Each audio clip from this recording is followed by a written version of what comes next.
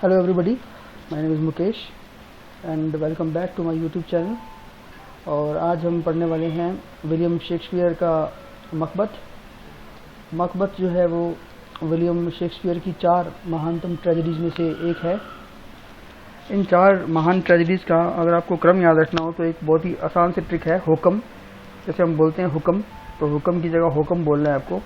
H for Hamlet, O for Othello, K for King Lear और M for मकबत। यानी कि मकबत जो है वो शेक्सपियर की 4 महानतम ट्रेजेडीज में से सबसे अंतिम थी, है ना। आप इस बात को याद रखना। इसके अलावा जो आपको बात याद रखनी है वो ये याद रखनी है कि मकबत को हम ट्रेजेडी ऑफ एम्बिशन कहते हैं ना। ट्रेजेडी ऑफ एम्बिशन क्यों कहते हैं? क्योंकि it was because of the ambition of Macbeth ये सब ट्रेजेडी हुई, है ना। अगर वो इतना एम्बिशियस नहीं होता तो ये ट्रेजेडी नहीं होती। सो it is called the tragedy of ambition. Okay, जितनी भी डिटेल्स हैं पब्लिकेशन के बारे में और राइटिंग के बारे में, कब लिखी गई, ये सब डिटेल्स मैं टेलीग्राम चैनल में पोस्ट कर रहा हूँ, आपको मिल जाएंगी। यहाँ पर हम इसको पढ़ेंगे line by line. Line by line हम उस तरह से नहीं पढ़ पाएंगे, आप जानते हैं बहुत बड़ा प्ले है, तो हम इसको पूरे को सामने से निकालते हुए पूरी टेक्स्ट को और इसकी हिंदी करते जाएंगे। तो here we go. Act 1 scene 1 एक निर्जन स्थान है और बादलों की गड़गड़ाहट के बीच बिजली चमकती है और 3 विचेस जो है वो प्रवेश करती हैं। चुड़ैल बोल सकते हैं आप, डायन बोल सकते हैं, जो आप बोलना चाहे, वो प्रवेश करती हैं। पहली विच जो बोलती है कि ऐसे समय में जब गड़गड़ाहट करते हुए बादल फट रहे हों और पानी बरस रहा हो तो हम कब मिलेंगे। मतलब कब मिलेंगे हम लोग, तूफान में मिलेंगे या बिजली में मिलेंगे या बरसात में मिलेंगे। जब हर्ली बर्ली माने छोटे मोटे युद्ध को बोलते हैं वैसे यहाँ पर, लेकिन वॉर बैटल के लिए यूज़ किया गया। तब जब ये बैटल हो जाएगा, जब ये बैटल हार या जीत लिया जाएगा। तो तीसरी विच बोलती है कि ये तो आज के सूर्यास्त से पहले हो जाएगा। पहली विच फिर पूछती है स्थान कौन सा होगा। सेकंड विच बोलती है कि हम उस निर्जन स्थान पर मिलेंगे। हीथ बोलते हैं ऐसा स्थान जहाँ पर बंजर सा हो, जहाँ पर छोटी मोटी सूखी झाड़ियाँ उगी हुई है ना।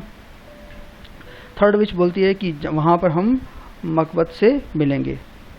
फर्स्ट विच बोलती है आई कम ग्रामेल्किन कैट के लिए यूज़ किया गया, क्योंकि ये विचेस जो होती थी वो इस तरह के जानवरों को अपने पास रखती थी। ऐसा कहते हैं कि इस तरह के जानवरों को रखने से उनकी पावर बढ़ती है। तो Graymalkin is the name of a cat.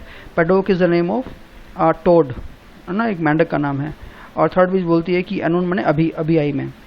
और सब तीनों मिलकर बोलती हैं कि fair is foul and foul is fair. इसमें मैं थोड़ा टाइम लगा रहा हूँ क्योंकि ये थीम है एक्चुअली, ये पूरे नाटक की थीम है ये, कि जो अच्छा दिखता है वो बुरा हो सकता है और जो बुरा दिखता है वो अच्छा हो सकता है। ये तो इसकी हिंदी हो गई।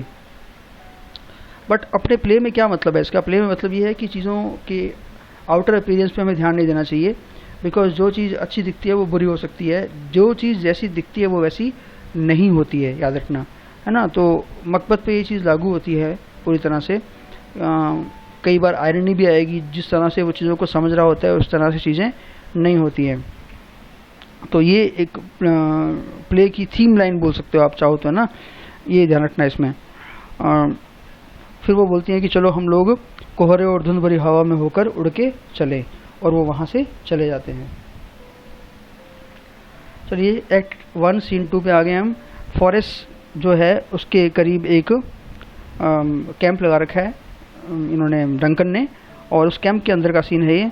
और अलार्म विदिन मतलब अंदर जो है ध्वनि बजती है, जो तुरही होती है ना, जो युद्ध में बजती है वो। और सम्राट Duncan, Malcolm, Donald Ben, Lennox जो हैं अपने साथियों के साथ या अपने अनुचरों के साथ प्रवेश करते हैं, और वहाँ पर खून से भीगा हुआ एक सार्जेंट भी आता है। डंकन बोलता है कि ये कौन है जो इस तरह खून से भीगा हुआ है, और इसकी पिटीफुल कंडीशन से ऐसा लग रहा है कि अभी ये बैटलफील्ड से लौटा है। और हम जो रेबल्स हैं उनके बारे में, उनकी नवीनतम परिस्थिति के बारे में, उनकी जो करंट स्थिति है उसके बारे में हम पता लगा सकते हैं। डंकन बोलता है ऐसा। मैल्कम बोलता है कि ये तो वही सार्जेंट है जो मुझे बंदी होने से बचाने के लिए लड़ा था। तो फिर वो उसको बोलता है कि तुम्हारा वेलकम है। कैप्टिविटी बोलते हैं किसको? बंदी होना। तो उसको वेलकम करता है वो, और वो बोलता है कि राजा के नॉलेज में लाओ कि तुम जब जिस समय युद्ध भूमि से चले थे उस समय युद्ध की क्या स्थिति थी। लेट अस लीव इट, जब तुमने युद्ध को छोड़ा था, मतलब तुमने जब युद्ध भूमि को छोड़ा था।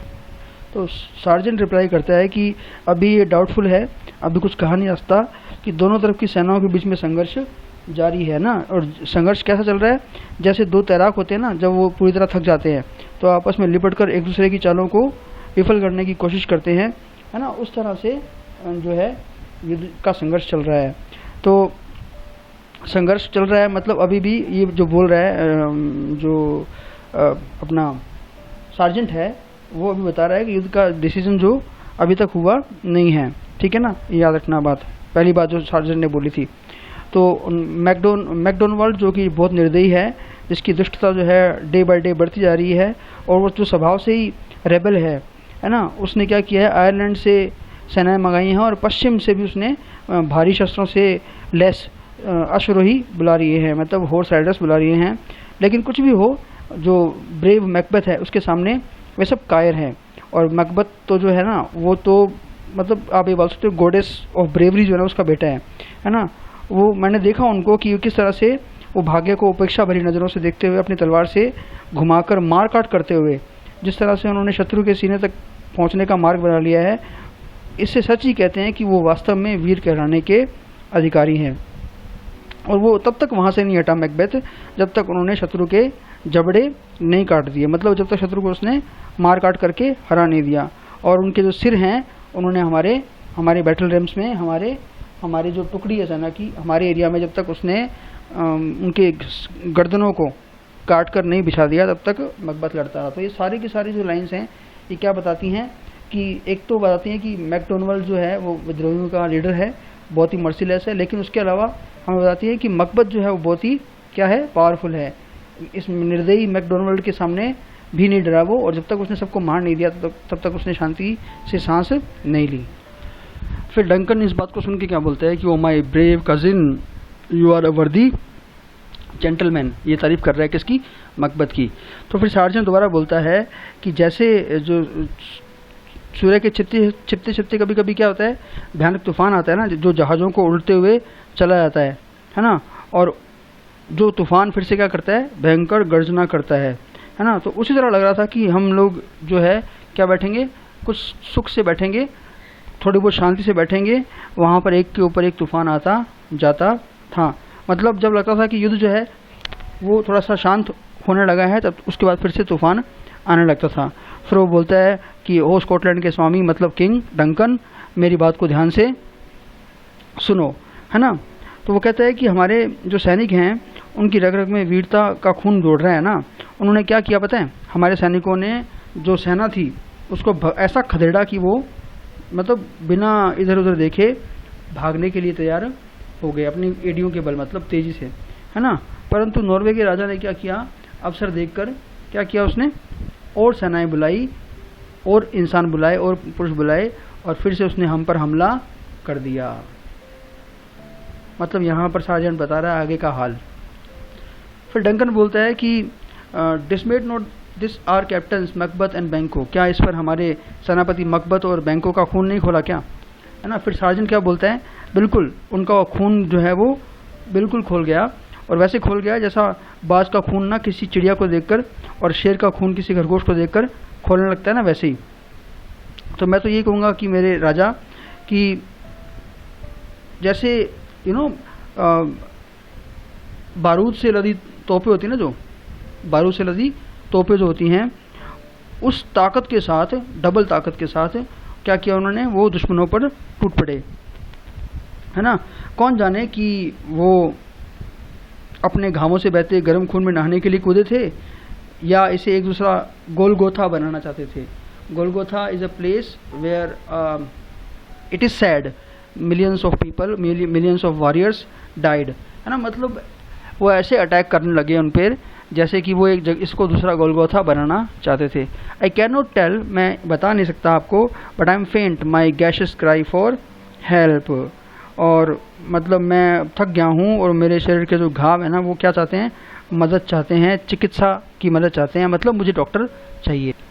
फिर डंकन बोलता है कि तुम्हारे शरीर में जो जैसे घाव है ना, उन्हीं के जैसे ही तुम्हारे शब्द भी हैं, मतलब वीरता वाले, है ना। दोनों ही जो हैं इक्वली जो हैं रेवरेंस के लायक हैं। और अपने जो अनुचर हैं, अपने जो क्या बोलते हैं, सेवक बोल सकते हो आप, उनको बोलता है कि भाई इनको सर्जन की व्यवस्था करवाओ, इनके लिए डॉक्टर की व्यवस्था करो। सार्जन चला जाता है और उसके साथ उनके अनुचर भी चले आते हैं, और इसी के साथ रॉस का प्रवेश होता है। और मैल्कम बोलता है, द वर्दी थेन ऑफ रॉस, मतलब थेन एक जो है वो पदवी होती है, आगे भी आएगा, आप ध्यान रखिएगा, है ना। लेनॉक्स बोलता है, उनकी आंखों में कैसा उतावलापन जो है दिखाई दे रहा है। अच्छा भी है ये, जो व्यक्ति कभी कभी अजीब घटनाओं की सूचना देने आता है वैसा ही होता है। मतलब लेनॉक्स की रोज की जो आंखों में जो उतावलापन दिखाई दे रहा है ना, वो उतावलापन उन लोगों में दिखाई देता है जो इस तरह की खबरें लेकर आते हैं, है ना। गॉड सेव द किंग, ये एक विश है जो हमेशा जनरली की जाती है कि ईश्वर हमारे राजा की रक्षा करे। डंकन बोलता है कि तुम कहाँ से आ रहे हो ये वर्दी थेन। रोस बोलता है कि मैं 5 से आ रहा हूँ, जहाँ आकाश में नॉर्वे का झंडा फहरा रहा है। तो नॉर्वे के राजा ने क्या किया, दिल को हिला देने वाली एक इतनी बड़ी सेना लेकर और धोखेबाज और गद्दार काउडर ऑफ थेन जो है ना, थेन ऑफ काउडर सॉरी, उसकी हेल्प लेके क्या किया, उसने एक घमासान युद्ध प्रारंभ कर दिया। लेकिन जो गॉडेस बेलोना है, जो युद्ध की देवी भी बोल सकते हैं, उसका जो प्रिय है, कौन है प्रिय, पता है उसका, मकबत। उस मकबत ने अपना क्या पहना, कवच पहना और अपनी मतलब शत्रु के बीच में कूद पड़ा। और मैं क्या बताऊं कि शत्रु की तलवार से तलवार और हाथ से हाथ टकराकर इस तरह सामना किया उसने शत्रु का कि जो हमारा फो था, हमारा जो एनिमी था, वो अपनी सारी ब्रेवरी को भूल गया और हमारी अंत में क्या हुई, विजय हुई। मतलब ये है कि नॉर्वेजियन ने और थेन ऑफ काउडर ने, जो गद्दार है, उन्होंने सबने मिलके बहुत कोशिश की हमें हराने की, परंतु विक्ट्री अंत में हमारी ही हुई। डंकन बोलता है, वाओ, ये तो बहुत ही अच्छी बात है, बहुत ही खुशी की बात है। फिर रोस बोलता है वापस से, अब इसी कारण नॉर्वे का राजा स्वैनो संधि के लिए हमसे प्रे कर रहा है, लेकिन हम उसके साथियों की जो डेड बॉडीज़ हैं उनको हम तब तक बैरी नहीं करने देंगे जब तक वह सेंट कॉम्स इंस पर $10,000 हमारे बीच ना बांट दे। मतलब ये है कि युद्ध का हार जाना के रूप में हमें वो इस जगह पर $10,000 हमें ना दे दे। जनरली ऐसा होता था कि हारने वाला पक्ष जो होता था वो संधि की पेशकश करता था, तो संधि जीतने वाला पक्ष जो है वो संधि करने के लिए कुछ शर्तें रखता था। तो शर्तें क्या थी यहाँ पे, $10,000। डंकन बोलता है कि उस थेन ऑफ काउडर को, जिसको मैं अपना मतलब फ्रेंड समझता था, अब वो मुझे और धोखे में नहीं रख सकता था। जाओ उसके लिए तुम घोषणा कर दो कि उसको सजाए मौत दी जाएगी और मकबत को उसका टाइटल देकर सम्मानित करो। मतलब किसका टाइटल देकर, थेन ऑफ काउडर का। तो रोस बोलता है कि ऐसा ही होगा स्वामी। डंकन फिर बोलता है कि जो थेन ऑफ काउडर ने खोया है ना, वो मकबत ने पा लिया है, और वो चला जाता है वहाँ से। तो क्या मतलब हुआ इसका कि थेन ऑफ काउडर ने अपनी गद्दारी के कारण अपना पद खो दिया और उस पद को किसने पा लिया है, मकबत ने पा लिया है। इसी के साथ हमारा सेकंड सीन खत्म होता है और थर्ड सीन शुरू होता है। और एक उजाड़ स्थान है फॉरेस्ट के पास, जंगल के पास, उसके फॉरेस्ट नाम है जंगल का। और जैसा उन्होंने कहा था कि हम उजाड़ में मिलेंगे, तो बिजली चमकती है, उसमें 3 विचेस प्रवेश करती हैं। पहली विच बोलती है कि वेयर वर यू, तुम कहाँ थी। सेकंड विच बोलती है कि मैं सुअर को मार रही थी। तीसरी विच बोलती है कि तुम कहाँ थी। फर्स्ट विच बोलती है कि मैं एक सिलर की वाइफ जो कि चेस्टनट खा रही थी, अखरोट खा रही थी, उसकी गोदी में थे, चबाई जा रही थी वो। और मैंने उसको कहा कि मुझे भी दे दो, तो उसने कहा कि भाग जाओ चुड़ैल, है ना। और तो वो फिर क्या बोली कि उसका जो हस्बैंड है वो अलेप्पो में गया हुआ है, वो टाइगर नाम के एक जहाज़ का मालिक है। और मतलब कुल मिला के उसने उसको अखरोट नहीं दिए भागने को कहा। तो फिर वो बोलती है कि मैं किसी एक छलनी में, सीव छलनी होती है, मैं बैठकर वहाँ जाऊँगी और वहाँ पर एक चूहे का रूप बना लूँगी जो कि बिना पूँछ वाला होगा, और वहाँ जाकर मैं I'll do मैं कुछ करूँगी मैं कुछ तो करूँगी, मतलब श्योर नहीं है कि मैं क्या करूँगी, पर मैं वहाँ जाऊँगी बिकॉज मुझे उसने जो कहा मुझे अच्छा नहीं लगा। सेकंड विच बोलती है कि मैं तुम्हें हवा दूँगी। फर्स्ट विच बोलती है कि तुम बहुत ही काइंड हो। थर्ड विच बोलती है कि मैं भी तुम्हें एक दूसरी हवा दूँगी। फर्स्ट विच बोलती है तो वो बोलती है कि मेरे पास बाकी सभी हवाएं हैं, और जो सेलर्स का जो कंपास होता है वो जो दिशा दिखाता है और उस दिशा के अकॉर्डिंग ही जहाज़ बहता है। और मैं वो बोल रहा है, फिर वो बोलती है कि मैं उसके शरीर, मतलब जहाँ उसका पति रहता है एलेपो में, जो कि टाइगर नाम के जहाज़ का मालिक है, मैं उसके शरीर के सारे खून को चूस कर ना घास की तरह सुखा दूंगी उसको, और वो ना कभी दिन में सो पाएगा ना कभी रात में सो पाएगा, है ना। और मैं उसको 9 × 9 मतलब 81 वीक्स तक वो एक ऐसे जादू में बन जाएगा कि बिल्कुल सूख कर वो एक दिन मिट जाएगा, है ना। हालांकि मैं उसके जहाज़ को डुबा सकती थी, परंतु मैंने डुबाया नहीं, क्योंकि वो तूफान के थपेड़े खाता हुआ खुद ही इधर उधर होकर क्या हो जाएगा, ख़त्म हो जाएगा। और देखो मेरे पास क्या है, मतलब ये जो बातें हैं, क्योंकि ये विचेस कर रही है, तो this discussion is intended not to be understood by human beings, इसलिए हमें थोड़ा सा अजीब लगेगा कि ये किस तरह की बातें हो रही हैं फालतू की। चलिए आगे चलते हैं। सेकंड विच बोलती है दिखाओ मुझे दिखाओ। फर्स्ट विच बोलती है कि here I have pilot thumb, मेरे पास एक पायलट का, एक सेलर का थंब है।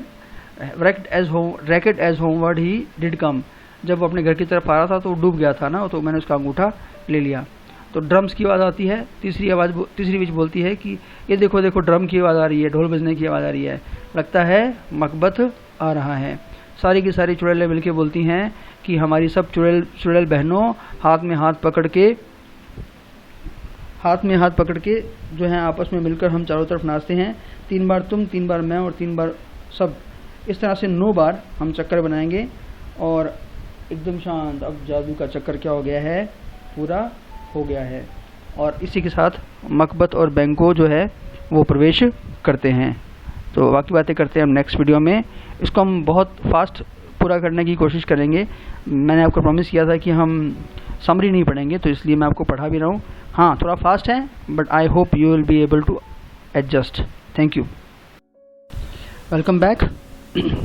हम एक्ट 1 का सीन 3 पढ़ रहे थे और वहीं से कंटिन्यू करते हैं हम। मैकबेथ और बैंको जो है वो जहाँ पर वो विचेस थी वहाँ पर they are going to enter now and we are going to start with Macbeth. वो कहता है कि so foul and fair day I have not seen, मैंने ऐसा दिन जो इतना बुरा भी और अच्छा भी हो कभी नहीं देखा। बुरा because the presence of the witches is making it bad, and fair because he has just one a battle, है ना, इसलिए फेयर एंड फाउल। वो फेयर एंड फाउल वाला वापस से आ गया नहीं। बैंको जो है वो बोलता है, क्या बोलता है, how far is it's call to forest. मैं फिर से पूरी लाइन बाय लाइन पढ़ने लग गया हूँ, सॉरी। तो वो उसको बोलता है कि यहाँ से फॉरेस्ट कितनी दूर है, और ये पतले से और अजीब से कपड़े पहने हुए कौन हैं। ये धरती पे रहने वाले और अर्थ पे रहने वाले क्रीचर्स ऐसे तो लग नहीं रहे हैं ना, और लेकिन फिर भी स्टिल ये अर्थ पर है ना। तो ये बहुत ही वंडर की बात है। फिर वो उनसे बोलता है कि are you a living being और are you something that human should doubt on, जिसे ह्यूमंस को डाउट करना चाहिए, है ना, या डरना चाहिए। और अपनी फटी हुई सी उंगली जिस तरह तुमने अपने होठ पर रखी हुई है, उससे मालूम चलता है कि तुम मेरी बात को समझ तो रही हो, है ना। यू आर अंडरस्टैंडिंग और you can understand what I am saying, है ना। Who is saying this, Banquo to the witches, okay. And you seem to be a women, तुम लग तो क्या रही हो, औरत लग रही हो, है ना। But after having a look at your beard I can say that means I doubt you are a women, है ना, कि लगता तो है तुम वुमन हो पर तुम्हारी दाढ़ी उगी हुई है। सो एक बात याद रखना, उन विचेस के दाढ़ी उगी हुई थी, याद रखना। नाउ मैकबेथ स्पीक्स, तो वो कहता है कि स्पीक इफ़ यू कैन, अगर तुम बोल सकती हो ना तो तुम बताओ कि who are you. First witch कहती है welcome Macbeth, I welcome to you, you are the thane of Glamis. Second witch कहती है welcome Macbeth, I welcome to you, you are the thane of Cawdor. Third witch बोलती है all hail Macbeth, thou shall be the king hereafter, तुम king बनने वाले हो इसके बाद। तो ये तीनों चीज़ें, थेन ऑफ ग्लेमिस तो वो है ही है, थेन ऑफ काउडर और किंग जो है वो अजीब बात है। बैंको क्या है, बैंको उसके बाद क्या बोलता है कि ऐसी अच्छी अच्छी बातें सुनकर भी आप इस तरह से बेचैन होकर डर क्यों रहे हो। मतलब the things that sound very fair, that the things that sound very good, it seems that they are not affecting you and why are you startled. तुम इतना भुचक्के से और घबराए हुए क्यों लग रहे हो, है ना। वो बैंको बोलता है उसको। तो अब वो विचेस से बोलता है कि मैं I ask you on the name of truth, what are you, तुम हो क्या, है ना। तुम कोई हवाई चीज़ हो, है ना, या तुम जो बाहर से दिखाई दे रही हो तुम वैसी ही हो, है ना, कौन हो तुम मतलब। और तुम मेरा जो फ्रेंड है मकबत, उसके जो करंट डेजिग्नेशन है और उसकी जो कीर्ति है उसका अभिनंदन कर रही हो, है ना। और यहाँ तक कि उसके किंग होने की प्रिडिक्शन भी कर रही हो और उसका स्वागत कर रही हो। इससे थोड़ा सा वो क्या हो रहा है, थोड़ा सा मतलब रैप्ट लग रहा है, मतलब थोड़ा सा मतलब भौचक्का सा, थोड़ा सा परेशान सा लग रहा है ना। ये बात जो है वो बैंको बोल रहा है, किसको, विचेस को। तो वो कहते हैं कि if you are able to see the future, अगर तुम भविष्य देख सकती हो कि आगे क्या होने वाला है और क्या नहीं होने वाला है, तो प्लीज़ टेल मी ऑल्सो, मुझे भी बताओ, है ना। और मुझे तुम्हारी जो हेट्रेड है उससे बिल्कुल भी डर नहीं लग रहा है। मतलब तुम मुझे बिल्कुल खुल के बताओ, तुमने जैसा मकबत को बताया, अगर तुम वास्तव में फ्यूचर देख सकती हो तो तुम मुझे मेरा फ्यूचर भी बताओ। ओके, जिन बैंकों ने किसको बोला, विचेस को। देन ये सारी लाइन्स में कुछ खास नहीं है, तीनों विचेस जो हैं उसका स्वागत करती हैं।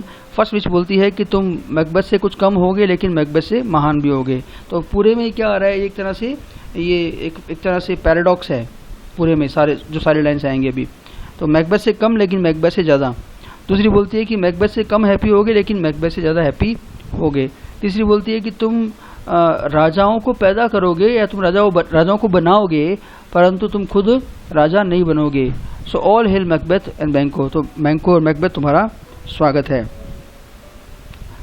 यहाँ तक बात हो गई विचेस की। Now Macbeth speaks. What does he speak? Macbeth बोलता है कि रुको, you are liars and you are some kind of witches. मुझे और बताओ, कुछ और भी बताओ। सिनेल की मृत्यु के कारण मैं जानता हूँ कि ग्लेमिस का थेन तो मैं बन गया हूँ, लेकिन how can I become the thane of Cawdor, because he is glorious. Thane of Cawdor is glorious, how can I become the thane of Cawdor, है ना। It is simply possible, it is simply impossible. And being the king, और राजा बनना, it is kind of more impossible. हालांकि more impossible होता नहीं है, grammatically गलत है ये, बट ये तो और भी ज़्यादा असंभव है। तो विश्वास ही नहीं कर सकते इस पे। तो टेल मी, ये अजीब अजीब बातें तुम कहाँ से बोल रही हो, है ना, या फिर इस हीथ में, इस उजाड़ में तुम इस तरह की भविष्यवाणी करते हुए हमारा रास्ता रोक रही हो। बताओ ये क्या बात है। आई चार्ज यू, मैं तुम्हें आज्ञा देता हूँ। विचेस जो हैं वो क्या हो जाती हैं, वैंकिश हो जाती हैं, वैनिश हो जाती हैं, वहाँ से विलुप्त हो जाती हैं। बैंको बोलता है कि जिस तरह से अर्थ में बबल होते हैं वैसे ही ज़मीन में बबल होते हैं, और मुझे लगता है कि ये ज़मीन में ही चली गई हैं, मतलब ज़मीन के बुलबुलों से बनी हुई थी। मैकबेथ बोलता है कि अभी अभी हवा में जो बॉडीली शेप में आई थी वो किस तरह से हवा में गायब हो गई, है ना, जैसे कि वो मनुष्य की सांस लेकर ही चली गई हो। आई विश कि थोड़ी देर के लिए और वो रुक जाती तो कितना अच्छा होता, है ना। वुड दे हैड स्टेड, बहुत ही अच्छा होता। अब बैंको बोलता है कि जो बातें वो बोल रही थी, क्या ऐसी बातें बोलने वाले जो क्रीचर्स होते हैं वो इस धरती पे होते हैं क्या, या हमने कोई फुलिश बनाने वाली कोई ऐसी जड़ी बूटी खा ली है कि हमारी जो सोचने की शक्ति है, थिंकिंग पावर है, उस पर कोई ताला ही लग गया है। मतलब we are not able to speak, we are not able to think, है ना। मैकबेथ बोलता है कि तुम्हारे बेटे क्या बनेंगे, किंग बनेंगे। बैंको बोलता है तुम किंग बनोगे। मैकबेथ बोलता है और थेन ऑफ काउडर भी बनूंगा, है ना। थेन ऑफ क्या बनूंगा, काउडर बनूंगा, यही कहा था ना उसने। बैंको बोलता है बस ठीक है, वही शब्द, यही बात उन्होंने बोली थी, लेकिन ये कौन आ रहा है ना। इतने में रोस और एंगस आ जाते हैं। तो मतलब ये है कि ये अभी इन बातों को सीरियसली नहीं ले रहे हैं, मजाक के रूप में ले रहे हैं। ये बड़ा पैराग्राफ है, बहुत ज़्यादा इंपॉर्टेंट नहीं है, तो मैं फटाफट से इसकी हिंदी इंग्लिश जो भी है कर देता हूँ। तो रॉस बोलता है कि जो किंग है he welcomes you with great happiness, है ना। तुम्हारी जो विक्ट्री है उसकी जो इन्फॉर्मेशन उनको मिली कि तुमने किस तरह से जो हमारे रेबल्स थे उनको कुचलने में अपने जान की बाजी लगा दी, तो उनका जो हार्ट है वो बहुत खुश हो गया। है ना। और उन्होंने तुम्हारी प्रशंसा जो है उसमें बहुत सारे शब्द बोल दिए, और ऐसा लग रहा था कि उनके प्रशंसा के शब्द लहरें थी और एक लहर के ऊपर एक लहर उठ रही हो, है ना। और कई बार तो उनके मुंह से शब्द भी नहीं निकल रहे थे। उस दिन युद्ध का जो उनको न्यूज़ मिल रही थी, उस न्यूज़ में उन्होंने पता लगाया कि तुम कितनी वीरता के साथ, कितनी ब्रेवरी के साथ अपनी तलवार से सैनिकों को काटते रहे, और मौत की एक डरावनी सी शैडो उनके चेहरों पर दिखाई दे रही थी, और तुमने उनको हमेशा के लिए बैटलफील्ड में सुला दिया, और तुम्हारा हार्ट उनको देखकर बिल्कुल भी डरा नहीं, मतलब खून खराबे को देखकर। और तुम्हारी देश की रक्षा के लिए जो तुमने ब्रेवरी दिखाई है उसको सम्राट जो है, किंग जो है, बहुत ज़्यादा अप्रिशिएट कर रहे हैं। एंगस अब बोलता है कि हमें सम्राट ने इसलिए भेजा है, हमें किंग ने इसलिए भेजा है, that so that we can thank you and he has also called you, है ना, because he has not sent any prize with us, so you will have to go to the king. Okay, फिर Ross आगे continue करता है कि और तुम्हें और ज़्यादा रिस्पेक्ट देने के लिए उन्होंने मुझे ये परमिशन दी है, मुझे उन्होंने ऑर्डर दिया है कि I shall call you the thane of Cawdor, है ना। इसलिए O great thane I welcome you, अब से तुम्हारा ये पद है और तुम्हारा सम्मान है, तुम्हारा है मतलब ये। बैंको बोलता है क्या वो डेविल सच बोल रहे थे। मैकबेथ बोलता है the thane of Cawdor lives, thane of Cawdor जिंदा है, तो तुम मुझे क्यों उसके उधार के कपड़ों में सजा रहे हो, मतलब मुझे क्यों वो पद दे रहे हो जब वो जिंदा है। एंगस बोलता है कि वो जिंदा था, परंतु उसे लाइफ इम्प्रिजनमेंट नहीं बोलेंगे, लाइफ सेंटेंस बोलेंगे ना। लाइफ सेंटेंस सुनाया जा चुका है, मतलब डेथ पेनल्टी उसको दी जा चुकी है। Now he can not live in this earth, अब वो इस धरती पर जीवित नहीं रह सकता। वी डू नॉट नो कि वो नॉर्वे के किंग से मिला था या उसने सीक्रेटली रेबल्स की हेल्प की थी, है ना, बट उसने ये गद्दारी करके अपनी देश को डिस्ट्रॉय करने का जो षड्यंत्र रचा था, उसने अपने इस क्राइम को एक्सेप्ट कर लिया है ना। और now it is proven that he did so, अब उसकी मौत की घड़ी आ गई है ना। तो मैकबेथ जो है वो अब क्या करता है, सॉरी हम आगे बढ़ेंगे। मैकबेथ जो है वो अब अपने आप में साइड में होकर सोच रहा है। साइड जो है एक फिगर ऑफ लिटरेरी टर्म भी होती है, इसमें एक कैरेक्टर जो है वो थोड़ा साइड में जाके अपने आप में कुछ सोचता है ना। तो क्या बोलता है, ग्लैमिस, पहले तो मुझे थेन ऑफ ग्लैमिस बनाया गया, अब थेन ऑफ काउडर बनाया गया, अभी तक तो सबसे महान यानी बाकी है, मतलब राजा बनना बाकी है। फिर वो रोस और एंगस से बोलता है कि the pains that you have taken for coming here, I thank you for those pains. तो बैंको से बोलता है कि बैंको तुम ये आशा नहीं करते क्या कि तुम्हारा पुत्र जो है वो सम्राट बनेगा, किंग बनेगा। जब जिन्होंने मुझे थेन ऑफ काउडर कहा था तो उन्होंने तुम्हें भी कुछ कम प्रॉमिस नहीं किया था, मतलब तुम्हें भी किंग्स का फादर बोला था। बैंको क्या बोलता है कि तुम उस पर विश्वास करते हो ना, तो फिर तो काउडर के थेन बनने के बाद किंग बनने की लालसा जो है, कि जो डिज़ायर है तुम्हारे हार्ट में जो है वो मचल रही होगी, है ना। लेकिन बहुत ही स्ट्रेंज बात है, इट इज़ वेरी स्ट्रेंज कि ऐसा ऑफन नहीं होता है कि शैतान हमारे बीच में अपने दूध भेजता है हमारे नुकसान के लिए, और यहाँ आकर वो ऐसी सच सच लगने वाली बातें कहते हैं कि हम उन छोटी छोटी बातों को सच मानकर जीने लगते हैं, है ना। इसका परिणाम क्या होता है कि हमारे साथ क्या होता है, धोखा होता है। मेरे भाई, मैं तुमसे प्रार्थना करता हूँ कि भाई उनकी बातों में विश्वास मत करना, है ना। तो ये बैंको जो है उसको शुरू में वार्न कर रहा है। अब मैकबेथ बोलता है क्या, साइड में जाकर फिर से, कि दो भविष्यवाणियाँ क्या हो चुकी हैं, सच हो चुकी हैं, है ना। दो भविष्यवाणियाँ क्या हो चुकी हैं, सच हो चुकी हैं। और फिर वो क्या बोलता है, रोस और एंगस से बोल रहा है, क्या बोल रहा है कि gentle man I thank you, and फिर वो सोचता है अपने आप में खुद में साइड में जाके, है ना, कि इन विचेस की जो ग्रीड से भरी बातें हैं, क्या वो बुरी हो सकती है, नहीं, पर अच्छी भी कैसे हो सकती हैं। यदि बुरी हैं तो इस तरह सच्ची होकर इन्होंने मुझे ये सफलता क्यों दी, काउडर का थेन भी मैं हो गया हूँ, और यदि अच्छी है तो उनके दिए लालच का शिकार मैं क्यों बनता हूँ, जिसकी भयावनी कल्पना मात्र से ही मेरे रोंगटे खड़े हो रहे हैं। और मेरे हार्ट में जो मेरी हार्ट बीट है वो बढ़ गई है ना। मतलब हार्ट बीट बढ़ रही है, मतलब क्यों मैं ऐसा फील कर रहा हूँ। और जो डेंजरस सी इमेजिनेशंस हैं, और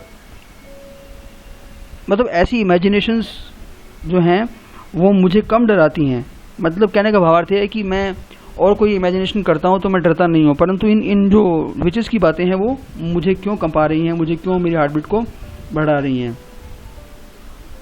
और वो कह रहा है कि हत्या की बात जो है ना वो तो मेरे मस्तिष्क में एक अजीब सपने की तरह लगती है, पर इसकी बातों ने मुझे इतना ज़्यादा हिला कर रख दिया है कि ये बातें ड्रीम जैसी लगते हुए भी मुझे लगता है कि कुछ तो कोरा सपना है और एक उड़ती हुई कल्पना की तरह है, उसके सिवाय वास्तविकता कुछ भी नहीं है। तो मतलब ये जो पूरा का पूरा असाइड है ये वाला, ये हमें हिंट दे रहा है कि मकबथ जो है वो क्या कर सकता है राजा बनने के लिए या उनकी भविष्यवाणी को सच करने के लिए। और फिर बैंको बोलता है कि see how Macbeth is lost in his thoughts, है ना, अपने विचारों में खोया हुआ है। और मैकबेथ फिर से अकेला ही बोल रहा है, क्या बोल रहा है कि यदि if it is written my destiny that I will be the king, है ना, तो क्या बिना मेरे प्रयास, मैंने प्रयास करना, बिना मेरे प्रयास किए हो जाएगा ऐसा क्या। बैंको क्या बोलता है अब कि जो अभी अभी उसके सामने नए सम्मान मिले हैं, हालांकि वो न्यू हॉरर्स बोल रहा है, तो वो हॉरर्स यहाँ सम्मान के लिए बोल रहा है जो उसको मिले हैं थियन ऑफ काउडर, वो उसके लिए अजीब कपड़ों की तरह है जो उसको पूरे नहीं आ रहे हैं, बट धीरे धीरे यूज से उसको पूरे आने लग जाएंगे। मतलब धीरे धीरे वो इन पदवियों का, इन उपाधियों के लायक या के हैबिचुअल हो जाएगा। ओके, मैकबेथ क्या बोलता है फिर अलग से जाके साइड में जाके बोलता है ना, कि कम वट में जो भी हो जाए एक न एक दिन वह समय जरूर आएगा, उसके बीच में वो दिन थोड़े से मुश्किल हैं, वो भी किसी तरह से निकल ही जाएंगे। बैंको बोलता है कि ये मैकबेथ तुम क्यों ऐसे खाली समय निकाल कर खड़े हो, मतलब तुम खड़े क्यों हो, है ना, हमें चलना है, कहाँ चलना है, किंग के पास। तो मैकबेथ बोलता है कि मुझे माफ़ कर दो भाई, मैं थोड़ा सा कुछ भूली हुई बातों को याद करते करते खो सा गया था, है ना। फिर वो बोलता है कि मेरे साथियों, है ना, आपकी छोटी से छोटी सेवा भी मेरे माइंड में इस तरह से इम्प्रिंटेड है जैसे कि कोई बुक हो, है ना, and every day I read that book, मैं तुम्हारे द्वारा दिए गए सम्मान को रोज़ाना एक बुक की तरह पढ़ता हूँ, है ना। Now let's go to the king.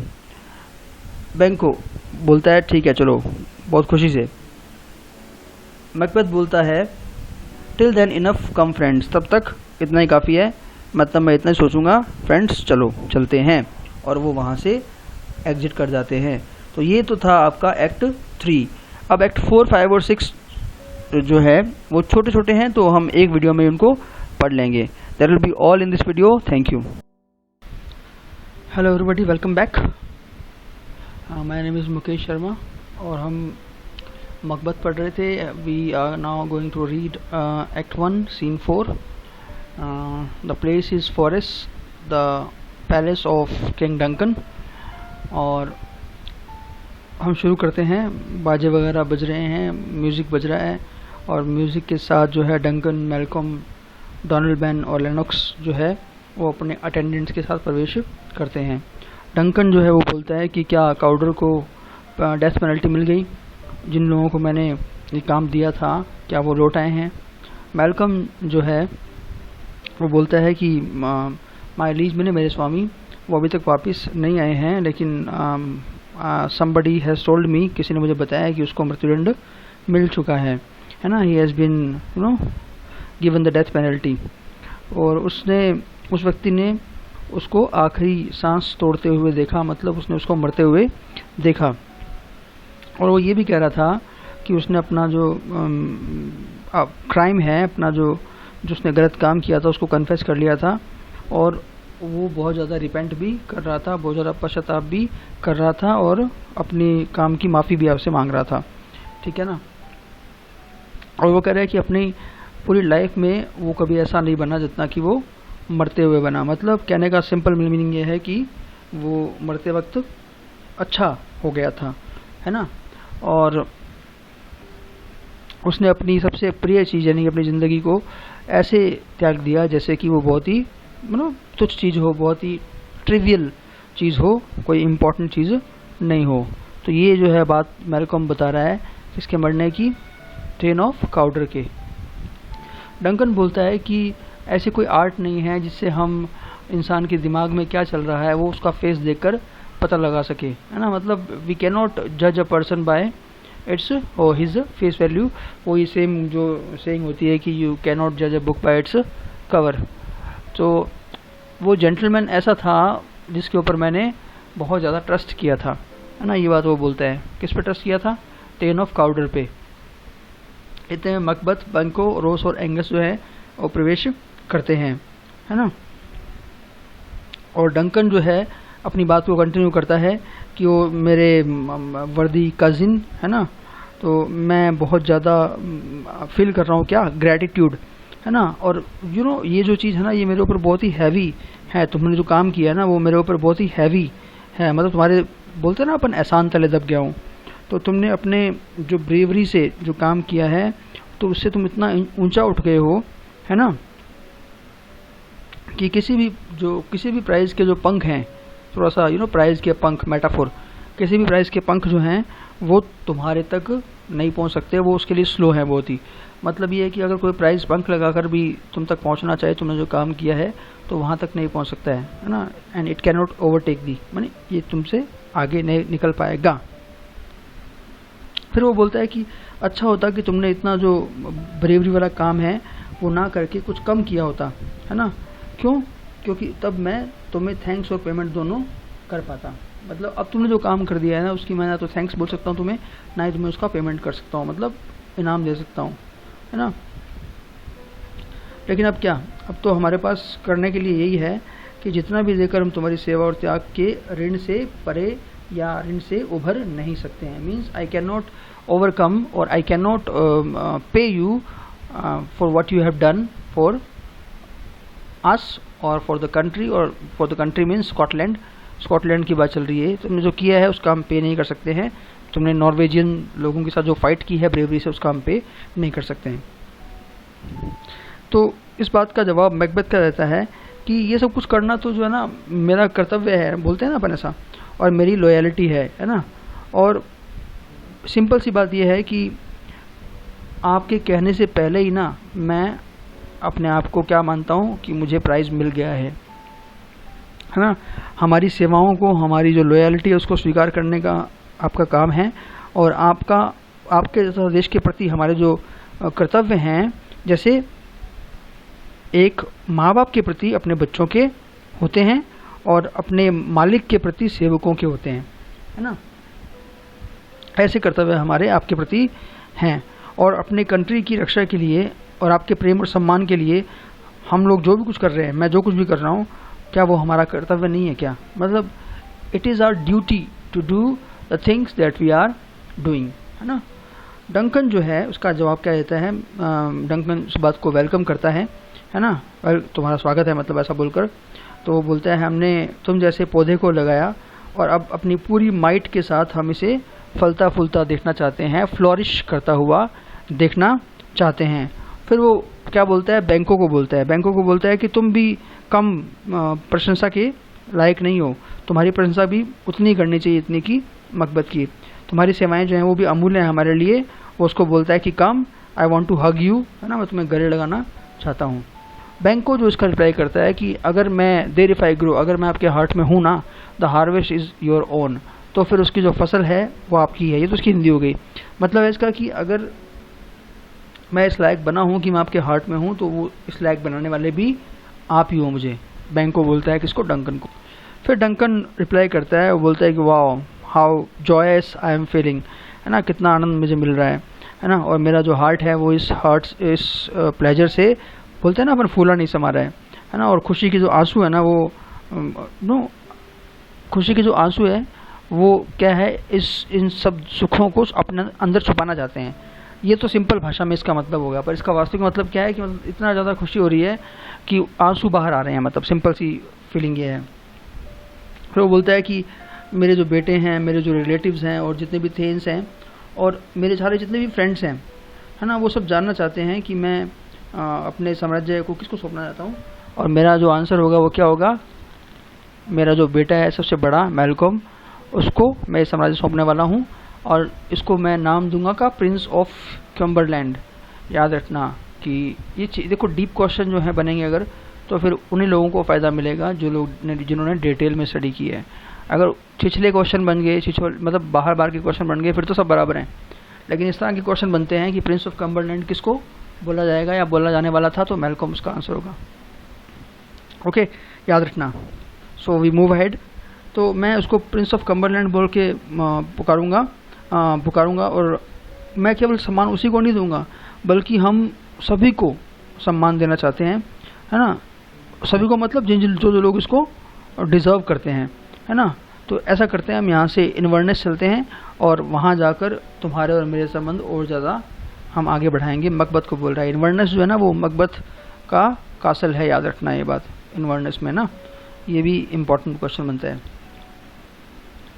चलिए, हम फिर मकबत रिप्लाई करता है, वो बोलता है कि मैं तुम्हारे लिए तुम्हारे लिए नहीं, आपके लिए बोलेंगे अपन, कि स्वामी मैं जब आराम करता हूँ ना, तो वो आराम भी मेरे लिए लेबर है। मतलब ऐसा आराम जो तुम्हारी सेवा में काम ना आए, वो आराम भी लेबर है मेरे लिए, मतलब बहुत ही मुश्किल है ना। ये बात वो बोलता है। तो वो बोलता है कि मैं ये चाहता हूँ कि मैं स्वयं आपके स्वागत के लिए पहले जाऊँ और आपके आने की जो इन्फॉर्मेशन है अपनी पत्नी को देकर उसको हैप्पी बनाऊँ, उसको खुश कर दूँ, और इसलिए मुझे जाने की आज्ञा दीजिए। डंकन जो है उसको बोलता है कि डायरेक्ट रिप्लाई नहीं करता है, उसको बोलता है माय वर्दी काउडर, वाह मेरे काउडर तो है ही, वो थेन ऑफ काउडर बन चुके हैं। और मकबत की फिर एक असाइड आती है। अब आप देख चुके होंगे कि मकबत की बहुत सारी असाइड्स आ रही हैं, है ना।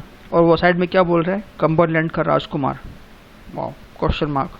हालांकि यहाँ पे एक्सक्लेमेटरी साइन है, मतलब ये दिमाग में उसके क्वेश्चन आ रहा है। तो बोलता है कि मकबत समझ जाओ, है ना, यही वह सीढ़ी है जिससे तुम या तो नीचे गिरोगे या इसको छलांग मारकर पार कर जाओगे, है ना। मतलब या तो कहने का भावार्थ है, उसके मन में फीलिंग आ रही है कि भाई मुझे क्या करना है, इस चीज़ को, इस बाधा को अपने रास्ते से निकालना है ना। अब वो फिर क्या बोलता है, सितारों को बोलता है, एड्रेस कर रहा है, अपोस्ट्रोफी आ गया। तो स्टार्स को बोलता है कि हाइड योर लाइट, अपनी जगमगाती लाइट को हाइड कर लो, क्योंकि मैं चाहता हूँ कि मेरी इन काली और पाप भरी जो ग्रीड्स हैं, है ना, ये प्रकट ना हो लोगों के सामने, ये सामने लोगों के आए ना, अंधेरा कर दो, छुपा दो सब इनको। तो जब मेरे हाथों से ये काम पूरा हो जाए ना, है ना, तो तब चाहे मेरी आंखों के चिराग सदा के लिए बुझ जाएं, मतलब मैं अंधा हो जाऊं, ये बुझ जाने चाहिए, क्योंकि इस काम के पूरा होने के बाद ये आंखें भय के मारे इसे देख नहीं पाएंगी। मतलब ये है कि मकबत जो है, लालच तो उसमें आ गया है, लेकिन इस बात को वो समझने लगा है, इस बात को वो जानने लगा है कि जो वो करना चाहता है ना, जो विचेस की प्रोफेसी है, वो सही नहीं है कहीं ना कहीं, है ना। तो ये बात जो बोल रहा है कि मैं अंधा हो जाऊं, ये बात उस बात को शो करती है कि गिल्ट की फीलिंग उसमें शुरू से ही है। ओके, एग्जिट वो चला जाता है वहाँ से। डंकन जो है फिर क्या बोलता है, डंकन बोलता है कि हे बैंको, है ना, कितना करेजियस है वो, है ना। और उसकी प्रशंसाएं, उसकी तारीफ सुनते सुनते हमें ऐसा लगता है कि जैसे हम अपना स्वादिष्ट भोजन कर रहे हों, है ना। मतलब ऐसा लगता है कि मैं खाना खा रहा हूँ जैसे कोई, है ना। तो मतलब उसकी तारीफ सुनना मेरे लिए पेट भरने बराबर है ना। चलो उसके पीछे चलते हैं, जो इस तरह से क्यूरियस होकर हमारा स्वागत करने के लिए पहले चला गया। और मेरी दृष्टि में, मेरी नज़र में, अकॉर्डिंग टू मी, उसके समान मेरा कोई भी संबंधी नहीं है। मतलब ऐसा कोई नहीं है जो उसके ऐसा हो। और इसके साथ ही म्यूज़िक बजने लगता है और वो सब लोग वहाँ से चले जाते हैं। Hello everyone, we are back with act 1 scene 5 of Macbeth. I am Mukesh Sharma और हम सीधा पढ़ना शुरू करेंगे। इन्वर्नेस जो है मैकबेथ का कासल है, याद रखना, क्वेश्चन पूछा जा सकता है। तो वहाँ पर लेडी मैकबेथ का प्रवेश होता है और वो एक लेटर पढ़ रही है ना, और लेटर क्या पढ़ रही है मैं आपको फटाफट से पढ़ के सुनाता हूँ, बिकॉज ये बहुत बड़ा है, लाइन बाय लाइन एक एक वर्ड को पकड़ना पॉसिबल नहीं होगा। तो लेडी मैकबेथ क्या कहती है कि जिस दिन मुझे विक्ट्री प्राप्त हुई थी उसी दिन वे मुझे मिली थी, और यह मुझे पूरी तरह पता लग गया था कि धरती पर रहने वाले प्राणियों से वो कहीं ज़्यादा जानती हैं। आप समझ चुके हैं किसकी बात कर रहा है ये, विचेस की बात कर रहा है ये। मैं कुछ और आगे पूछने के लिए उत्सुक होता उससे पहले ही वो कहाँ चलेगी पता नहीं, मतलब कहीं हवा में चली गई वो। And I was wonder struck and stood there, है ना, मैं वहीं खड़ा रहा। और उसी बीच में किंग जो है उसने अपने मैसेंजर्स भेजे और उन्होंने मुझे काउडर ऑफ थेन ऑफ काउडर कह के मेरा अभिनंदन किया, मुझे पुकारा।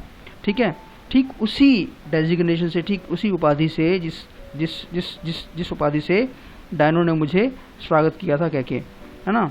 और उन्होंने फिर ये कहकर मुझे बोला कि ये किंग बनेगा, है ना। उन्होंने एक तरह से ये प्रोफेसी की थी। और फिर वो उसको एड्रेस कर रहा है इस लेटर में कि मेरी पार्टनर, है ना, मेरे सब सुखों की और मेरे सब विक्ट्रीज़ की पार्टनर, है ना। तो मुझे ऐसा लगा, आई फेल्ट इट बेटर कि I should make you aware of this, कि मैं तुम्हें इस बारे में बता दूं, है ना। और फिर उसका बोलता है क्या, नेक्स्ट आगे बढ़ते हैं हम कि मैंने तुम्हें इसलिए बताया ये सब बातें कि तुम अपनी हैप्पीनेस, अपनी प्रसन्नता का उचित भाग, उचित हिस्सा इसमें से पा सको, क्योंकि जितना खुश मैं हूँ मैं चाहता हूँ कि तुम भी उतनी खुश हो जाओ। और yes, one more thing, keep it secret, है ना, गुड बाय, है ना। तो वो बोलता है इसको सीक्रेट रखना और बाय। नाउ ये लेटर जो है वो हमें बताता है कि मैकबेथ ने अपनी पत्नी को लेटर लिखा था, ये बताते हुए कि विचेस ने क्या प्रोफेसी की थी और किस तरह से उसके अंदर क्या हुआ। और वो बोलता है लास्ट में उसको कि इस बात को अपने दिल के अंदर ही रखना, सीक्रेट ही रखना ना। वो अपने आप से बात करने लगती है, लेटर ख़त्म हो गया है वो, और वो बोलते हैं ग्लैमिस तो तुम हो ही, मतलब थेन ऑफ ग्लैमिस, और तुम थेन ऑफ काउडर भी बन जाओगे, है ना, कि तुम्हें ऐसा प्रॉमिस किया गया है। पर मुझे लगता है, मुझे डर लगता है एक्चुअली, है ना, because you are too full of the milk of human kindness. ये बहुत ही इंपॉर्टेंट लाइन्स हैं, है ना। Milk of human kindness is an example of metaphor, है ना, because there is no such milk of human kindness. इसका मतलब क्या है कि तू you are full of kindness, है ना, and you are so full of kindness that you can not catch the nearest वे, मतलब जो सबसे आसान तरीका हो, मतलब धोखे का तरीका, है ना। ये तरीका तुम अपना लो, तुम इतने महान हो कि तुम ऐसा तरीका अपना नहीं सकते हो ना। तुम महान होना चाहते हो, तुम मतलब you want to be great, है ना। And ambition is in every inch of you, ambition तो तुम्हारे अंदर रग रग में समाई हुई है ना। पर प्रॉब्लम ये है कि you want to get everything without doing any kind of sin. तुम बिना किसी प्रकार के पाप को किए बिना, गलत काम किए बिना उसको पाना चाहते हो, है ना। और तुम किसी तरह का झूठ भी नहीं बोलना चाहते, और तुम आनंद उठाना चाहते हो उस चीज़ का जो तुम्हें सिर्फ बेईमानी और धोखे से ही प्राप्त हो सकती है। उस चीज़ का आनंद तुम प्राप्त पाना चाहते हो। और फिर उसको एड्रेस करती है फिर से, वो ग्लैमिस मीन्स ओ थेन ऑफ ग्लैमिस, तुम जिस ग्लोरी के लिए और जिस गौरव के लिए, है ना, ललायत हो ना, तुम्हारे अंदर ग्रिड है ना, और तुमसे पुकार के कह रहा है कि यदि तुम हमें प्राप्त करना चाहते हो तो तुम्हें कपट को, तुम्हें बुराई को, तुम्हें वाइसेस को गले लगाना ही पड़ेगा। और ये कितना आश्चर्य है, कितनी हैरानी की बात है कि तुम इसे न करने के लिए अधिक इच्छुक हो, है ना, क्योंकि ऐसा करते हुए तुम्हारा जो हार्ट है वो डर से कांपता है। मतलब you are so good of nature that you will not be able to do something bad to get what you want, although you are full of ambition. तो फिर वो बोलता है कि तुम जल्दी से यहाँ पे चले आओ, है ना, चले आओ। क्यों चले आओ? ताकि मेरे हृदय में जितना भी साहस है ना, वो सारा का सारा मैं तुम्हारे कानों से तुम्हारे दिल में भर दूँ। मतलब मैं तुम्हें एक ऐसी बातें बोलूँ कि तुम साहसी बन जाओ, है ना। और अपनी वीरता भरी आवाज़ से उस हिंड्रेंस को मैं हटा दूँ जो तुम्हारे बीच में और क्राउन के बीच में पड़ी हुई है ना, जिसको फेट और द पावर्स ऑफ गॉड तुम्हें पहले ही दे चुके हैं, है ना। मतलब you are about to become a king, and I know that, witches also know that, and witches have already prophesied about that, but I fear that you are too good a man to do something bad to get what you want. इतने में ही एक messenger प्रवेश करता है और वो क्या बोलती है कि तुम क्या समाचार लाए हो, है ना। तो मैसेंजर बोलता है कि आज रात को यहाँ पर राजा आ रहे हैं। तो लेडी मैकबेथ जो है वो क्या बोल रही है, तुम पर कुछ पागलपन सा चढ़ा हुआ लगता है ना, तभी तुम ऐसी बातें कर रही हो। क्या तुम्हारे स्वामी सम्राट के साथ नहीं है? मतलब मैकबेथ अभी तक वहाँ पहुँचा नहीं है ना, और तुम बोल रहे हो कि राजा यहाँ पे आ रहे हैं। क्या मैकबेथ उनके साथ नहीं है ना? क्योंकि मैकबेथ अगर होता तो मुझे वो स्वागत करने के लिए ज़रूर बोलता। तो मैसेंजर बोलता है कि आप जैसा सोचना चाहें मैम आप सोच लीजिए, पर ये सच है हमारे थेन भी आ रहे हैं, है ना। हमारे थेन मतलब मैकबेथ, है ना। हम में से ही एक व्यक्ति उनसे भी अधिक तीव्र गति से भेजा गया था, जो किसी भी तरह भाग दौड़कर मरता मरता पहले आपको ये संदेश देने आया है। मतलब ये है कि राजा से पहले थेन भी आएंगे, मैकबेथ भी आएगा, लेकिन मैं उनसे पहले पहुंच गया हूं। ठीक है।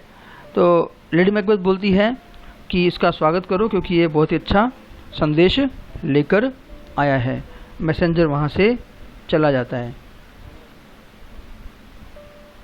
अब जो लाइंस ये हैं ये अगेन बड़ा डायलॉग है और एक एक वर्ड को नहीं मैं पढ़ पाऊंगा, बट इस पूरी लाइंस का सार यही है कि मतलब अब वो प्रार्थना करती है दानविक शक्तियों को कि उसको वो जो फीमेल उसके जो वर्चू हैं उसको उसके अंदर से निकाल दें, और ताकि वो एक ऐसा गलत काम कर सके जो वो करना चाह रही है। तो मैं इसको पढ़ देता हूँ। वो कह रहा है कि जो कौवा है, रेवन मैंने कौवा भी जो है उस अनफॉर्चुनेट डंकन के मेरे कासल में आने की सूचना देता हुआ खुद क्या हो रहा है, सैड हो रहा है ना। तो फिर वो किसको करती है, वो पिशाचनियों को वो एड्रेस करती है कि आओ मरे हुए लोगों पर या हत्या के इरादों पर मंडराने वाले खून की प्यासी पिशाचनियों, आओ और नष्ट कर दो मेरे फेमिनाइन स्वभाव को, है ना, और मेरे एवरी इंच को तुम क्रूरता से जो है भर दो। मतलब मेरे अंदर तुम क्या भर दो, क्रूरता को भर दो। मतलब मुझे ऐसा बना दो कि मैं मेरा फीमेल वर्च्यू भूल जाऊं। मेरे खून को तुम पूरी तरह गाढ़ा बना दो और उन सभी रास्तों को बंद कर दो जहां से दया और गिल्ट की भावना मेरे अंदर प्रवेश कर सके, है ना, ताकि मेरी आत्मा की कोई भी पुकार मुझे अपने काम से विचलित ना कर सके और मेरे इरादे पूरा होने के बीच कोई बाधा ना डाल सके। और फिर वो दोबारा उनको एड्रेस करती है और बोलती है कि ओ खून के साथ खेलने वाली पिशाचनियों, आओ जहाँ कहीं भी तुम हो अपने अदृश्य रूप में प्रकृति के साथ कोई धृष्टता करने के लिए प्रतीक्षा कर रही हो। मतलब ये अगर मैं हिंदी करूँगा तो आपको बहुत ही अजीब लगेगा। तो वो सिंपल सा मीनिंग ये है कि जहाँ तुम कहीं भी मर्डर किसी को करने के, किसी को मारने के प्लान्स बना रही हो, तुम उस जगह को छोड़कर मेरे पास आ जाओ, है ना, आ जाओ और मेरे जो ब्रेस्ट्स हैं उनको जहर, उनके दूध को भी जहर की तरह कड़वा बना दो। मतलब ब्रेस्ट जो है वो किसका प्रतीक है, मदर का। Mother is the symbol of kindness. अब वो चाहती है कि उसकी काइंडनेस जो है वो क्या हो जाए, सब खत्म हो जाए। फिर वो एड्रेस करती है घोर काली रात को, मतलब अगेन एपोस्ट्रॉफी है यहाँ पे। तो वो बोलता है कि ओ काली रात तुम जल्दी आओ, और वो अगेन वो क्या बोलती है, यमलोक की जहरीली काली धूम राशि की तरह चारों ओर से इस पृथ्वी को इस तरह ढक लो जिससे मेरा ये जो खंजर है, डैगर है, वो अपने किए घाव को देख ना सके, और इस काले पर्दे में होकर स्वर्ग भूमि से देवता देखकर पुकार कर कह सकें ठहरो ठहरो। मतलब कुल मिला के माहौल कैसा बन गया है भाई साहब, बहुत ही डेंजरस बन गया है। लेडी मैकबेथ जो है वो मकबत से भी ज़्यादा क्या हो गई है, तैयार हो गई है उस घृणित, उस गलत, उस घटिया काम को करने के लिए। और उसके लिए वो जितनी भी पाश्विक यानी कि दानविक शक्तियां हैं, पिशाचनियाँ, भूत, चुड़ैलें, उनको क्या कर रही है, समन कर रही है, पहली बात। तो दूसरी बात क्या है कि वो चाहती है कि उसके फेमिनिन वर्च्यूज़ क्या हो जाएं, ख़त्म हो जाएं, ताकि वो ऐसा घिनौना काम कर सके।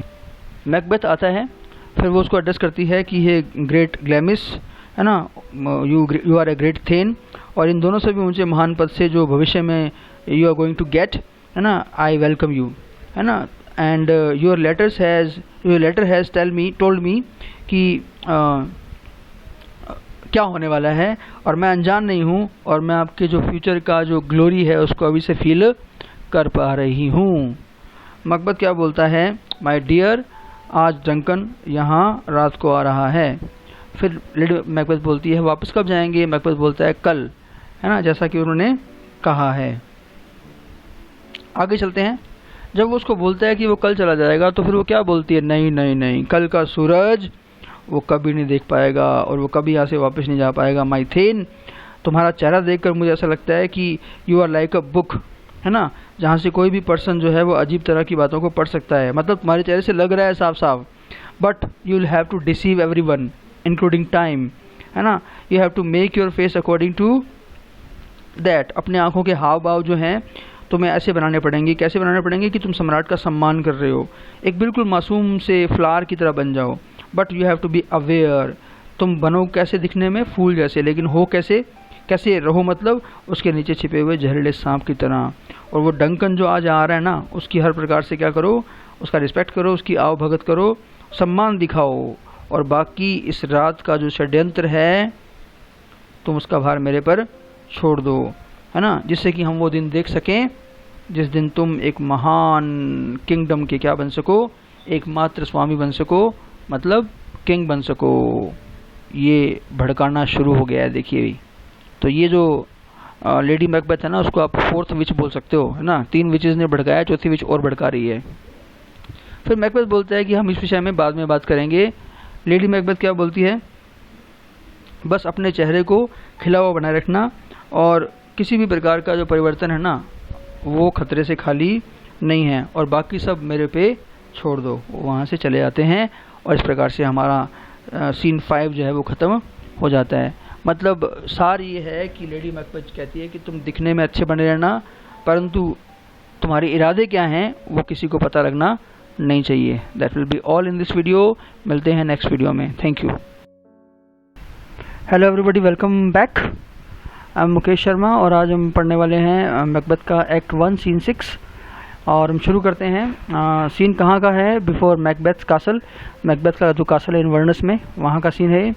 और hot boys and torches, hot boys जो है म्यूजिकल इंस्ट्रूमेंट होता है एक, और टॉर्चेस मैंने लाइट है, और उसके साथ डंकन, मैल्कम, डोनाल्ड बेन, बैंको, लेनोक्स, मैकडफ, रॉस, एंगस, और उनके साथ में अटेंडेंस जो है, उनके साथी नहीं बोल सकते अपन, सेवक बोल सकते हैं, वो प्रवेश करते हैं।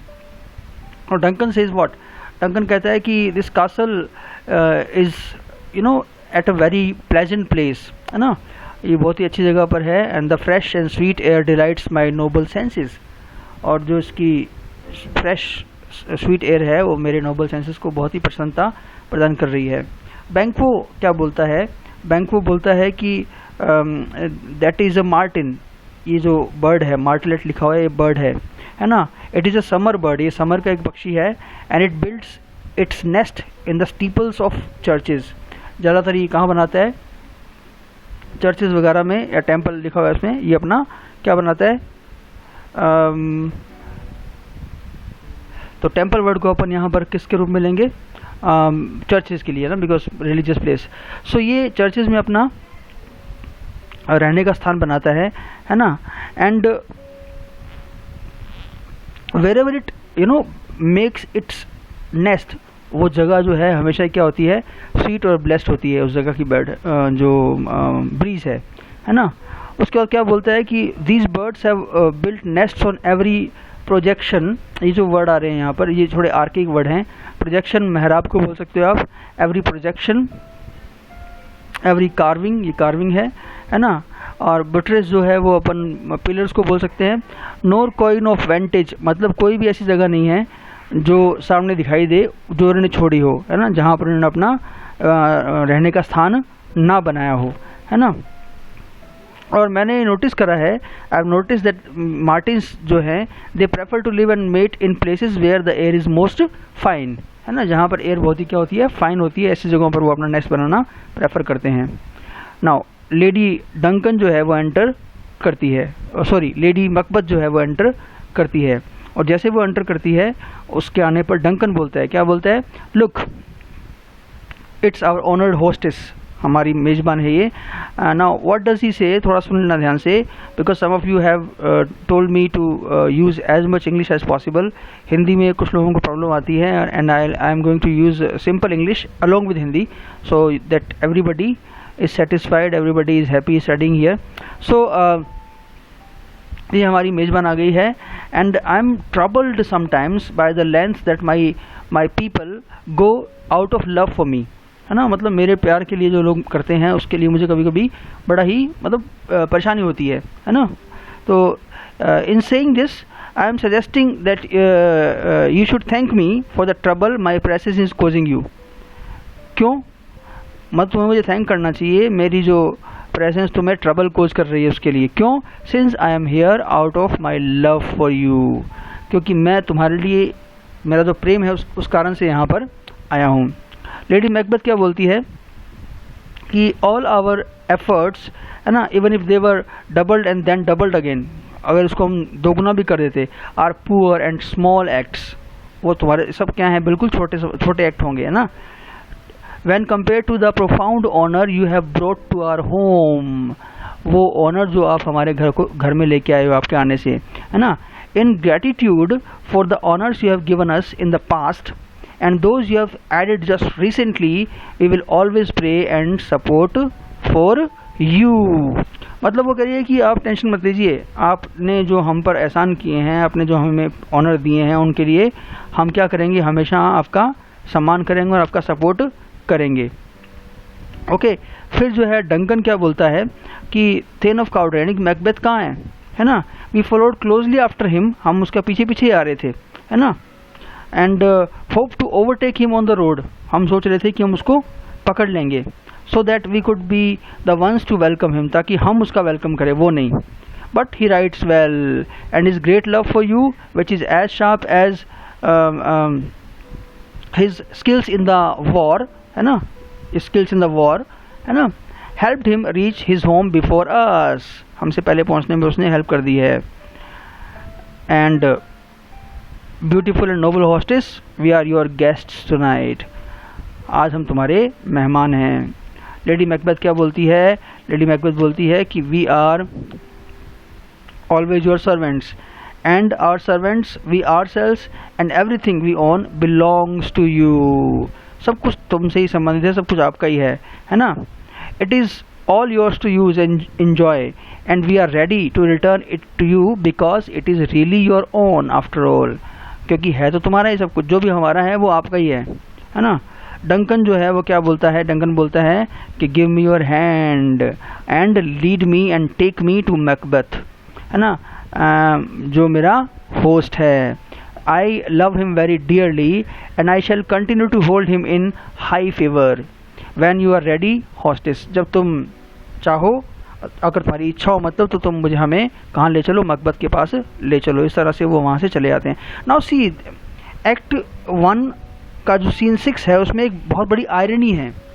आप देखिए डंकन आते ही शुरू में क्या बोलता है कि ये बहुत ही प्लेजेंट है, और बैंको भी इस बात का समर्थन करता है कि यहाँ पे पक्षी ऐसा पक्षी है जो चर्चेज़ में अपना घोंसला बनाता है ना।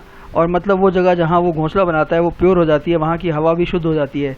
But you know nobody knows what is going to happen, although we as the viewers or we as the audience know slightly that Macbeth and his wife are going to do something really bad and probably they are going to kill Duncan, although we don't know it certainly or with certainty, but we know something is bad and something bad is going to happen. So जब ऐसा कुछ हो कि शुरुआत अच्छी हो, सब अच्छा मान रहे हो, लेकिन कुछ बुरा होने वाला हो, तो उसे हम आयरनी बोल सकते हैं। सो एक्ट 1:6 सीन में एक आयरनी है। हम आगे चलते हैं एक्ट 1 सीन 7 पर। ओके, एक्ट 1 सीन 1 जो है मैकबेथ का कासल ही है, और वही हॉट बॉयज़ मतलब जो एक म्यूजिकल इंस्ट्रूमेंट होता है उसके साथ और कुछ रोशनी के साथ लोग प्रवेश करते हैं। एक बटलर यानी जो घर में काम करने वाला नौकर है, और उसके साथ दूसरे नौकर जो है कुछ बर्तन लेके आ रहे हैं, स्टेज से गुजरते हैं और मैकबेथ प्रवेश करता है। ये स्पीच जो है बड़ी भी काफ़ी, और थोड़ा ध्यान से सुन लेना, बहुत ज़्यादा बड़ी है इसलिए वर्ड बाय वर्ड तो बहुत मुश्किल हो जाएगा, but I will try my best. तो वो कह रहा है कि if this thing is going to be done, so it is best we should do it very quickly. अगर एक चीज़ की जानी है तो अच्छा होगा हम इसको जल्दी से कर लें, मतलब मारना। अगर असैसिनेशन जो है राजा का वो एक जाल की तरह हो जो उन सब चीज़ों को कैच करता हो जो परिणाम होने वाले हैं, मतलब एक राजा को मारने के जो परिणाम होने वाले हैं वो परिणामों को सबको कैच करने वाला हो, एक जाल है ना, ऐसा हो ये। तो ये एक्ट जो है वो क्या हो जाएगा, it will be the end all of the whole affair. तो मतलब क्या है एंड ऑल का मतलब यहाँ क्या है कि मतलब सब कुछ खत्म हो जाएगा, वो होप के खत्म होने की बात कर रहा है। और ये लाइन भी बहुत इंपॉर्टेंट है कि but here upon this bank and shoal of time, कि मतलब समय के इस मोड़ पर हम क्या करते हैं, अगली लाइफ के बारे में सोचते हैं। मतलब हम जो काम कर रहे हैं, हम जो गलत काम कर रहे हैं उसका परिणाम हमें अगले लाइफ में मिलेगा। परंतु रियलिटी क्या है इन केसेस में, रियलिटी ये है कि जजमेंट्स जो है ना वो यही मिल जाते हैं, हमें यहाँ भी मिलते हैं। मतलब अगले जन्म की ज़रूरत नहीं है हमें, है ना। हम अपने इंस्ट्रक्शंस में हम जब सिखाते हैं लोगों को, है ना, जब हम सिखा देते हैं तो वो हमें ही वापस क्या करता है, हॉन्ट करने आ जाता है। मतलब ये है कि अगर हम अपने छोटों के सामने कोई एग्जांपल रखते हैं जैसे कोई गलत काम करने का, तो वो फिर वो काम हमें खुद हॉन्ट करने आता है।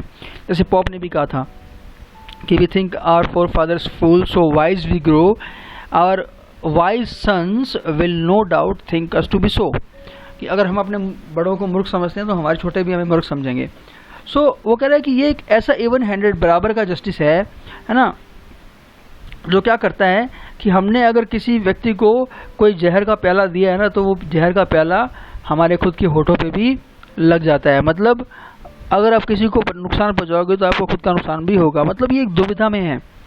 तो ये ही मेरे किंग डंकन है, वो यहाँ पर डबल ट्रस्ट करके आया है। पहला तो ये कि मैं उसका रिलेटिव हूँ, है ना, उसकी प्रजा हूँ, है ना, और strong both against the deed then as his host. तो पहले ही ये दोनों चीज़ें बहुत स्ट्रॉन्ग हैं, और उसके बाद मैं उसका होस्ट भी हूँ, है ना, जो क्या जिसको क्या करना चाहिए, जिसको उसके मर्डरर के खिलाफ दरवाज़ा बंद कर देना चाहिए। मतलब जो उसका मर्डर करने आए ना उसको भी उसको रोक देना चाहिए, मार देना चाहिए, जो भी कर देना चाहिए ना। लेकिन मैं तो उसको खुद ही मर्डर करने की ट्राई कर रहा हूँ। इसके अलावा डंकन इतना हम्बल लीडर रहा है, इतना ऑनेस्ट रहा है, और इतना करप्शन से फ्री रहा है कि उसके जो वर्च्यूज़ हैं, है ना, वो एंजल्स भी उसके लिए गाने लगेंगे, है ना, और उसके मर्डर के खिलाफ रो रो कर गाएंगे। कहने का मतलब ये है ना। और एक इतनी बड़ी दया की बात है कि एक इनोसेंट न्यू बॉर्न बेबी जो है ना, वो विंड में राइड करेगा जैसे कि वो एक विंग्ड एंजल हो। मतलब एंजल की तरह जाएगा, है ना, या फिर इनविजिबल फोर्सेस पे जाएगा, किसके थ्रू, हवा के थ्रू, है ना। क्या करने के लिए, to spread the news of the horrible deed across the land. इस धरती पर जो ये हॉरिबल काम हुआ है उसकी न्यूज़ को स्प्रेड करने के लिए। और इसी तरह से आंसुओं की जो बाढ़ है वो आसमान से गिरने लगेगी, है ना। मतलब भगवान भी एक तरह से बोल सकते हो आप क्या कि रोएगा, है ना। तो I have no reason to do this act myself, है ना, because just because it is my desire, कि मेरी इच्छा है तो मैं ये काम कर दूं, है ना, या फिर मेरी महत्वाकांक्षा है तो मैं ये काम कर दूं, है ना, जो लोगों को क्या करती है, एक्शन लेने पे मजबूर कर देती है और ट्रेजेडी के रूप में बदल जाती है। मतलब ये है कि पूरे का सार ये है इसका कि मकबथ जो है बहुत दुविधा में है और वो काम नहीं करना चाहता जो वो अब सोच रहा है कि उसको करना पड़ेगा, because it is the only way for his becoming king that he should kill king Duncan which is his guest, sorry who is his guest now. Lady Macbeth enter करती है ना, वो बोलती है क्या न्यूज़ है, और लेडी मैकबेथ जो है, सॉरी ये लेडी मैकबेथ एंटर करती है लेकिन बोलने वाला कौन है, ये मैकबेथ है कि क्या क्या न्यूज़ है, क्या हो गया। तो लेडी मैकबेथ बोलती है कि he is almost finished eating dinner है ना, और तुमने जो है खाने वाला कमरा क्यों छोड़ दिया, मतलब तुम वहाँ से क्यों आ गए। क्या उसने मेरे बारे में पूछा? मैकबेथ बोलता है, क्या तुम्हें पता नहीं है कि उसने पूछा होगा? नेचुरल सी बात है, भी तुम उसके होस्ट हो और तुम कमरा छोड़ के आ जाओगे तो तुम पूछेगा नहीं क्या वो, है ना। तो मैकबेथ बोलता है फिर कि we will go no further with this plan, हम इस प्लान को एग्जीक्यूट नहीं करेंगे। He has recently honoured me, उसने मुझे हाल ही में ऑनर किया है, सम्मान दिया है। And I have earn the good opinions of all sorts of people, और मैंने सब तरह के लोगों की अच्छी राय या अच्छी मेरे बारे में उनकी राय जो है अर्न की है। I should be proud in my new honour and position, not throwing it side too so quickly. मतलब मुझे तो इस प्राउड इस ऑनर पे प्राउड होना चाहिए, ना कि इसको तुरंत फेंक देना चाहिए, मतलब यूँ गवा देना चाहिए। लेडी मैकबेथ फिर क्या बोलती है कि जब तुम पहले मुझे ये बात बोल रहे थे, होपफुल थे, तो तुमने पी रखी थी क्या? वर यू ड्रंक देन, है ना? Did you then go to sleep, तुम सो गए थे क्या?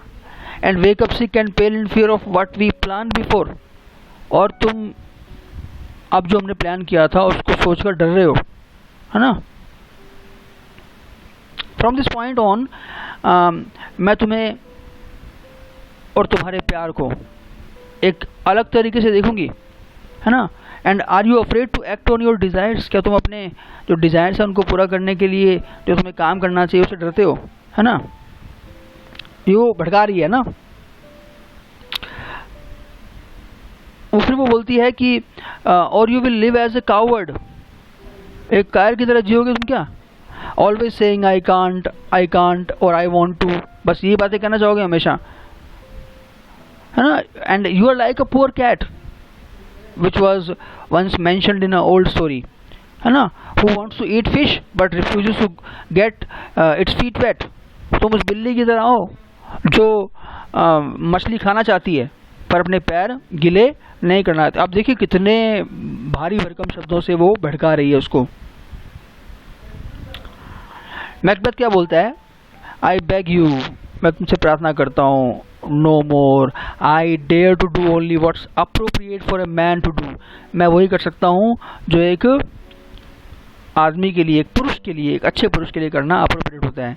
Anyone who dares to do more is not a real man at all, और एक इंसान को जो करना चाहिए उससे ज़्यादा कोई अगर व्यक्ति करना चाहता है तो वो वास्तव में इंसान ही नहीं है।